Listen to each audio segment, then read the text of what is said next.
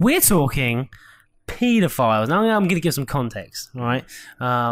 Essentially, I was listening in the car on the radio once upon a time. This was a few years back. Kay's looking at you so ready to Joe Rogan you. You can't try not to spin me to be a paedophile, please, Kay. That's one thing you can't spin me to try. Bro, of course I won't. You can do whatever you want. I'm not going to judge you for it. Anyway, so on the radio, there was this. Obviously, they were doing like a talking bit, and the radio host was talking to a paedophile anonymously. This paedophile had then seeked out a help group. So the paedophile fancies children. But is sick that he fancied them. Yeah, so he's sick. He doesn't like that he fancies them. And he's seeking help because he obviously doesn't want the public knowing about it and he doesn't know what to do. He's in a predicament here. He doesn't ever want to touch a kid or whatever. But he thinks about it. I take raping women, but I just can't stop pushing my dick. And That's not their saying. He's saying he doesn't do it. But Yeah. he thinks that he would like it. So he fancies them, but he will not do anything to them. But he hates himself that he does, and he's seeking how can he get that out of his head. So therefore, I raise a question. What do you think about it? Because are you in favour for help groups and trying to get this person help, or are all paedophiles scum of the earth? What are you thinking? Spitball.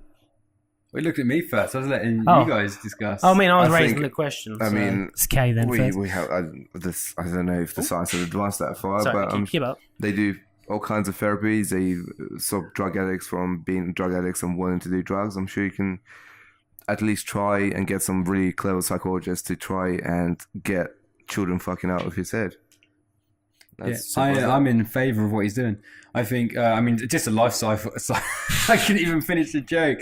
But no, genuinely speaking, I think the fact that I don't think we should ridicule someone who's willing to speak out, say he thinks like this, but hasn't acted upon it yet, but looking to seek help.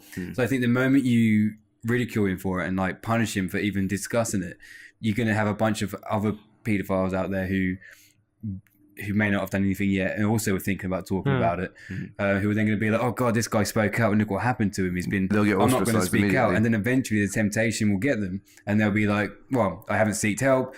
I'm in this rut. I can't help myself. And then some poor child becomes a victim of this crime. So I think you give him the opportunity to have help, seek help. He's done a very bold thing by talking about it and admitting that he has these issues. It's a horrible issue to have. Couple years ago, probably. It's disgusting, and it's unfortunate that he thinks like that. But if he literally just admitted he can't help it, hasn't done anything yet, and just wants to speak to somebody or see a psychotherapist or something who can help him through this situation, then I think the help should be provided. It's the perfect time to introduce some positive reinforcement to it. Like you said, if other pedophiles or the ones that haven't actually committed a crime yet think that way and they see someone else getting some treatment, they'll be like, oh, maybe there's a chance for me to become a normal member of society and stop thinking about doing kids. Yeah, definitely. We're all for it. Yeah.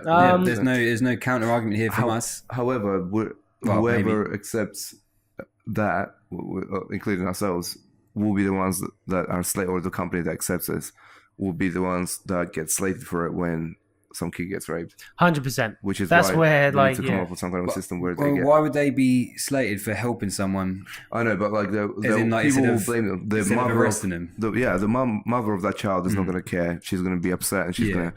So we need some kind of a I don't know, It needs to be a company designed for that, and it needs to be that because if he does it anyway, even though he's had help, he can't blame the company for not putting him away because he can't be arrested until he's actioned his thoughts. So I think it's like an Alcoholics Anonymous type vibe. So but unless he's for example, if you told me you have these thoughts now, Frankie, all right, I know it's coming. Get the lie detector off me. You told me you had these thoughts now. Yeah, I couldn't just go to the prison and say to the police station and be like, my old mate here thinks he might like children. He hasn't done anything yet. Can you lock him away for life? They're going to be like, well, he's done anything.